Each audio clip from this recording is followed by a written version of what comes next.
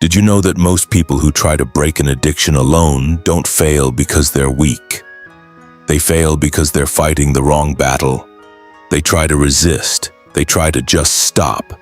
They rely on willpower like it's some kind of weapon. But addiction isn't a surface-level problem. It's not about saying no. It's about understanding why your brain keeps saying yes, even when it's destroying you. And here's the truth most people don't want to hear. By the time you realize you're addicted, your brain has already been rewired. Your cravings aren't random, your impulses aren't accidental, your decisions aren't fully yours anymore. They've been shaped, trained, and in some cases hijacked. And if you don't understand that, you'll keep blaming yourself for something that requires a completely different strategy to fix. This isn't about motivation. This isn't about discipline.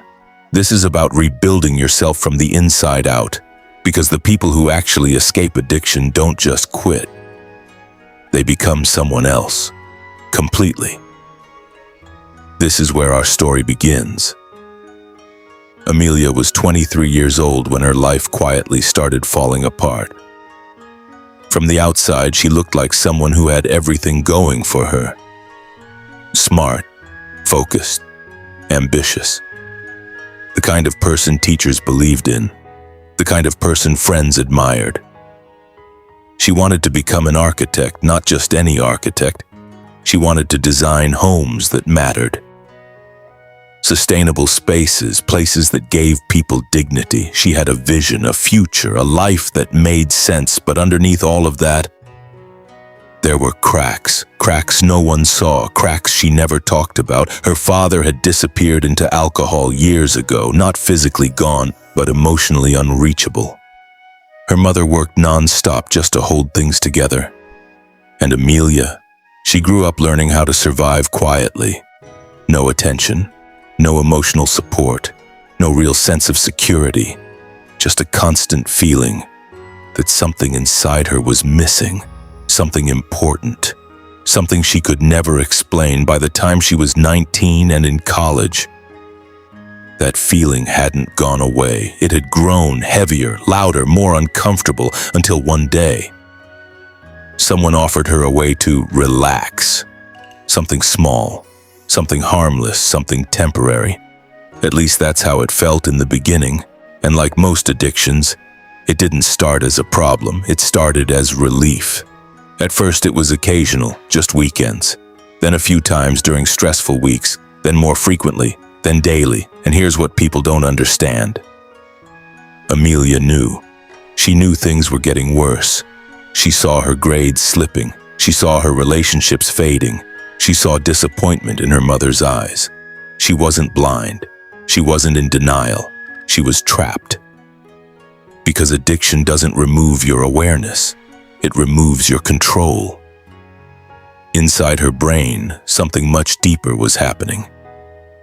Every human being has what's called a reward system. It's designed to keep you alive.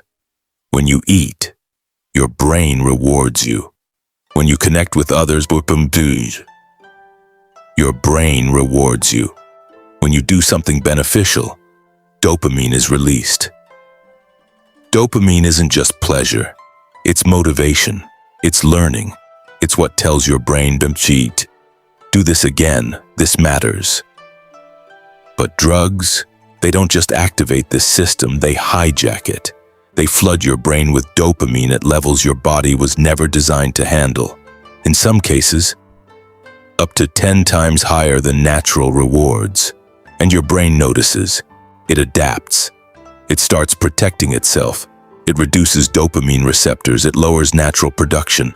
And slowly, the things that once made you feel alive stop working.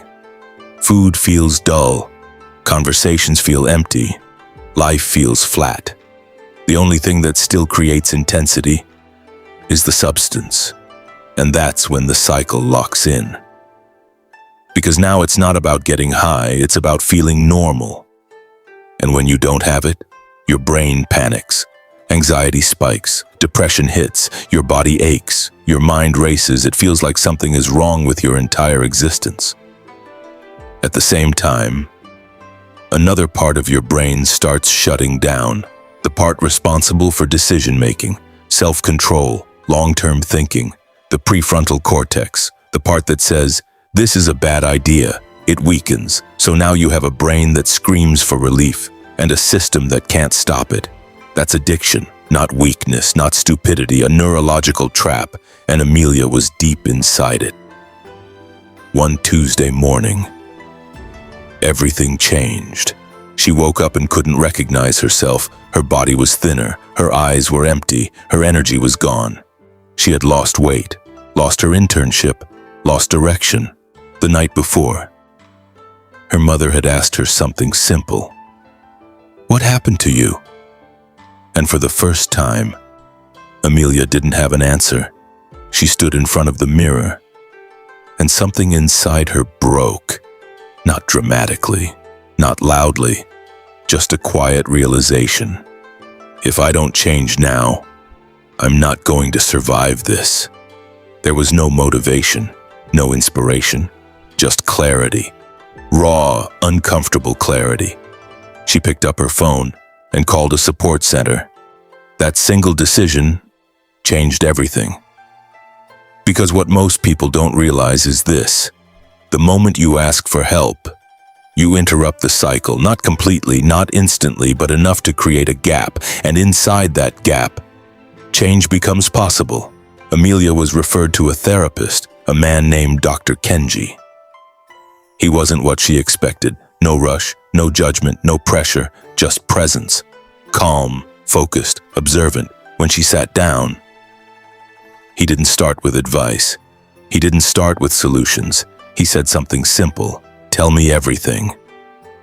And for the next 2 hours, Amelia talked about her father, about the emptiness, about the first time she used, about the feeling she was trying to escape.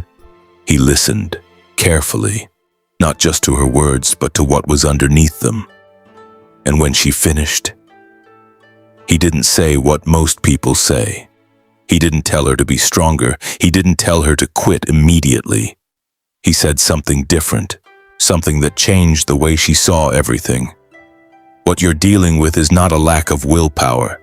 It's a system that has been rewired, and if you try to fight it the same way, you will lose. Amelia looked at him, confused, because if willpower wasn't the answer, then what was? He leaned forward slightly and said, "We're not going to fix this by controlling your behavior. We're going to rebuild who you are." And that's where her real journey began. Amelia sat there in silence. For the first time in a long time, she wasn't being told to try harder. She wasn't being judged. She wasn't being fixed. She was being understood, and that confused her more than anything. Because if willpower wasn't the solution, then everything she had believed up to this point was wrong. Dr. Kenji stood up, walked to a whiteboard and drew something simple. 2 circles, one labeled control, the other labeled craving. They barely overlapped. "This," he said calmly, "is your current state. Your cravings are here, strong, loud, dominant. And your control," he tapped the smaller circle, "weak, inconsistent, exhausted." Amelia nodded slowly. It made sense. It felt accurate. "But here's the mistake most people make," he continued. "They try to expand control using willpower, while ignoring the system that keeps feeding the craving." He drew arrows around the craving circle. Triggers, emotions, environment, memory, stress. All of these are feeding the addiction every single day. And you're trying to fight all of that with just willpower. He looked back at her. That's not discipline. That's self-destruction. Amelia felt something shift. Not hope, not yet, but clarity. "So what do we do?" she asked quietly. Dr. Kenji smiled slightly. "We rebuild the system." He wrote 3 words on the board: rebirth, progress, purpose. "These are not just ideas," he said. "They are the foundation of your recovery." He pointed to the first word: rebirth. You need to accept something difficult. The version of you that exists right now cannot carry you into the life you want. Amelia swallowed. That hit deeper than she expected. You don't just remove the addiction, he continued. You replace the identity that created space for it. This is what the Japanese call transformation, not improvement, transformation. Becoming someone new. Then he pointed to the second word, progress. Your brain didn't change overnight to be, and it won't heal overnight either.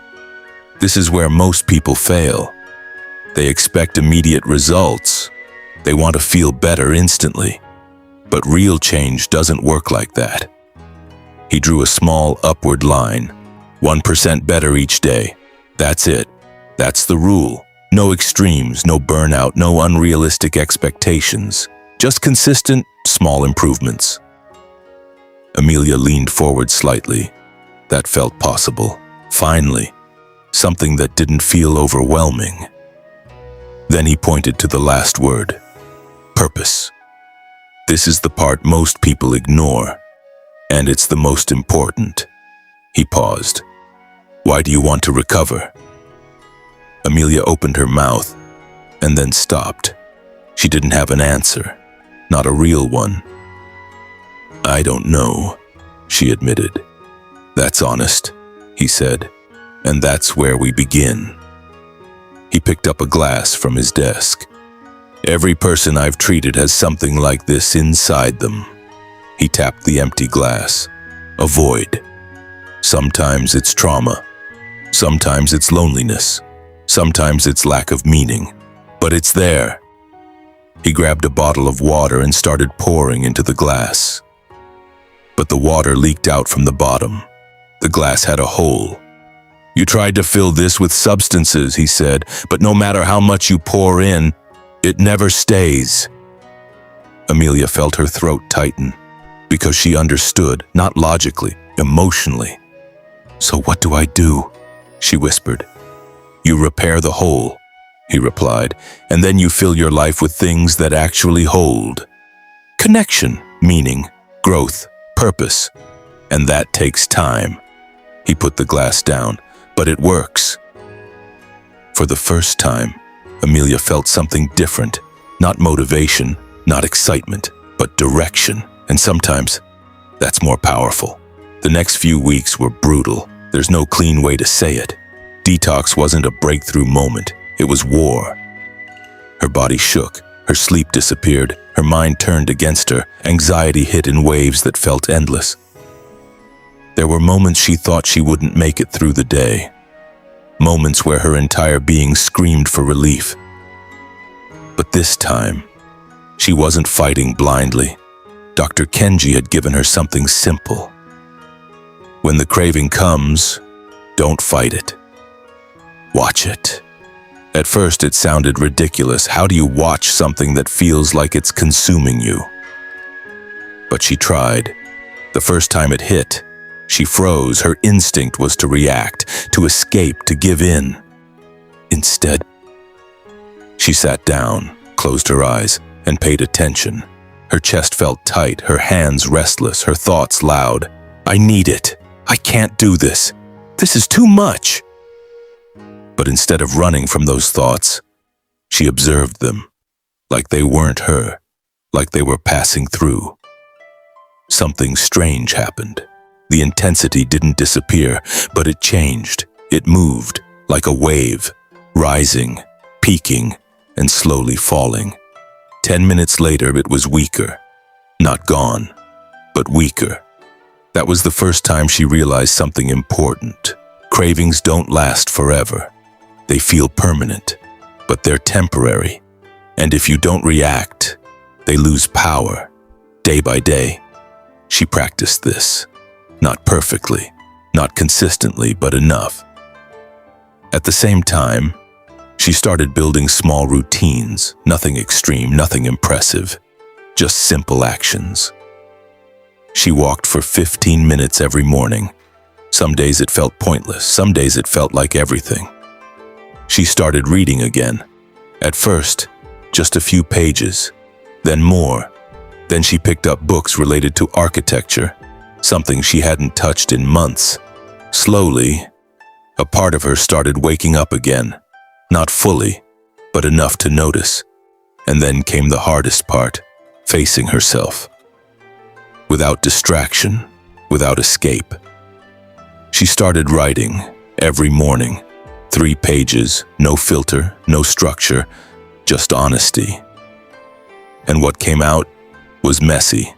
Pain, anger, regret, confusion, but also clarity, patterns she had never noticed before, emotions she had buried for years. For the first time, she wasn't numbing her pain, she was understanding it, and that changed everything. Because when you understand something, you gain power over it. Weeks passed, then months. Not perfect, not smooth, but real progress, and then it happened. She relapsed. One night, a moment of weakness, a moment of emotional overload, and she used again the next morning. The guilt hit hard, harder than anything, because now she knew better. Now she had come so far, and she felt like she had destroyed it all. She sat in Dr. Kenji's office, unable to even look at him. "I failed," she said quietly. There was a pause, and then he said something that changed everything again. "No, you slipped. That's not the same thing." She looked up, confused. "Failure is when you stop. A slip is when you fall and choose to get back up." He leaned forward. "What matters now is what you do next." That moment, that perspective, saved her.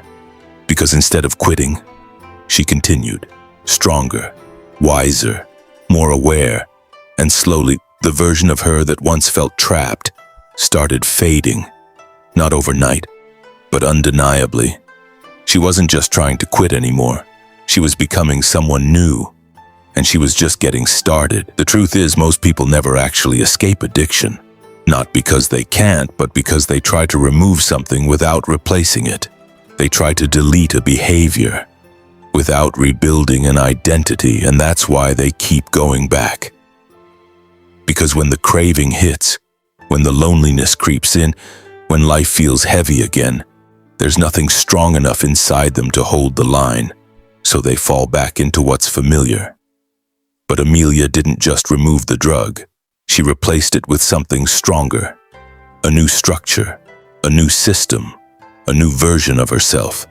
And that's the difference between temporary recovery and permanent transformation. Now listen carefully, because this is where everything comes together. You don't beat addiction by fighting it every day. You outgrow it. You build a life where the addiction no longer fits. And to do that, you need a system you can follow daily. Especially when motivation disappears. Because motivation will disappear. There will be days when you don't feel strong. When your mind tells you just once. When everything inside you feels tired. That's normal. That's part of the process. So instead of relying on willpower, you rely on structure. Here's what that structure looks like. Every single day, 3 anchors, 1 for your body, 1 for your mind, 1 for your soul, not complicated, not overwhelming, just consistent for your body move. Even if it's just 10 minutes, walk, run, stretch, because movement does something powerful. It starts repairing your brain naturally. It rebuilds your dopamine system, the same system addiction damaged. And slowly, your brain begins to remember how to feel good without the substance. For your mind, feed it. Read something that builds you, learn something new, even 5 pages a day, because addiction shrinks your thinking.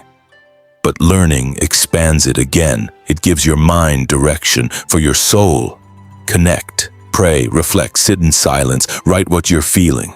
Because addiction thrives in emptiness. But connection fills that space. These 3 things might seem small, but small things, repeated daily, change everything. That's Kaizen, 1% better every day. Now let's talk about something most people avoid. Relapse. Because it will happen for many, and when it does, most people make one fatal mistake. They think it's over. They think, I've failed, so what's the point? And that thought alone pulls them back into the cycle. But listen carefully. Relapse is not the end. It's feedback. It's information. It's your system showing you where it broke, and instead of judging yourself, you study it. What triggered it? Was it stress, loneliness, a place, a person? You identify it and you adjust. You don't quit, you refine, because every time you get back up, you're reinforcing a new identity, someone who doesn't give up, someone who keeps going. No matter what, that identity is more powerful than any technique. Now there's one more thing you need to understand. Your environment matters more than your intentions. You can be strong, disciplined, motivated, but if you stay in the same environment that fed your addiction, eventually, it pulls you back. So you have to be ruthless, change your surroundings, remove triggers, distance yourself from people who keep you stuck. And I know that's hard. Sometimes it means letting go of friendships. Sometimes it means changing routines. Sometimes it even means starting over completely. But your life is worth more than your comfort. And the faster you accept that, the faster you move forward. Replace the environment that destroyed you with one that supports you. Find people who are healing, people who are growing, people who remind you of who you're becoming, not who you used to be. Because you don't rise alone, and you don't heal in isolation. Now let's talk about the deeper layer. The one most people ignore. The reason addiction feels so powerful is because it fills something, a void, a silence, a missing piece. And if you don't address that, nothing will ever fully work. That's where purpose comes in. Ikigai, your reason to wake up, your reason to keep going, even when it's hard. And it doesn't have to be something huge, it can be simple. Becoming a better son, a better daughter, helping someone else, building something meaningful. Because when your life has direction, the need to escape starts to fade, and slowly, the addiction loses its grip. This is what happened to Amelia. She didn't just stop using, she rebuilt her life. She went back to her dream, architecture. She started small, working in an office, doing basic tasks. But she stayed consistent. She kept improving. And over time, everything changed. Her confidence came back, her energy returned, her identity transformed. She wasn't the girl trying to quit anymore. She was someone building something. And that shift changed everything. Because addiction cannot survive in a life filled with purpose. It only survives in emptiness. Now, here's the final truth. You don't conquer darkness by fighting it endlessly. You bring in light, and that light is built daily, through small actions, through discipline, through awareness, through growth. That's what this journey is really about, not just quitting something, but becoming someone new, someone stronger, someone clearer, someone who no longer needs escape. And yes, it's hard. Yes, it takes time, but it's possible. Millions have done it, and there's nothing special about them. They just made one decision to stop running and start rebuilding. So if you're in that place right now, if you feel stuck, if you feel like you've gone too far, understand this. You're not broken. Your brain adapted, your environment shaped you. Your pain pushed you, but none of that defines your future, because your brain can change, your habits can change, your life can change, and it starts with one step, not tomorrow, not next week, now. Sit for a moment, breathe, and decide, what's the next right action? Just one, take it, then take another and another. That's how transformation happens, not in one big moment, but in small decisions repeated daily. This is your Kishi Kaisei, your rebirth, your return to life. So rise, rebuild, and don't look back.